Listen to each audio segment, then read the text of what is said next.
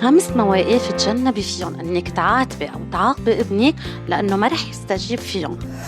أول موقف، اوعي تعاتبي ابنك قبل ما يروح على مدرسته الصبح، لأنه هيدا الشي حيأثر على تركيزه ومزاجه طول النهار. تاني موقف، لما يكون نعسان، جوعان أو تعبان، لأنه هيدا الشي ما رح يخليه لا يستمع لإلك ولا يتعلم. وثالث موقف، لما بيجي من مدرسته فوراً، لأنه هو بحاجة لحتى يهدي ويستوعب يومه.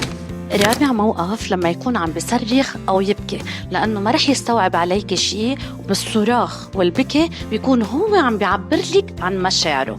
وخامس شي، قبل النوم مباشرة، لأنه هيدا الشي حيأثر على نومه وأحلامه.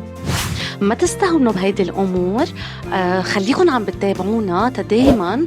نقدم لكم نصايح مهمة ومفيدة لأولادكم، وتابعونا وعملوا لنا فولو، سبسكرايب.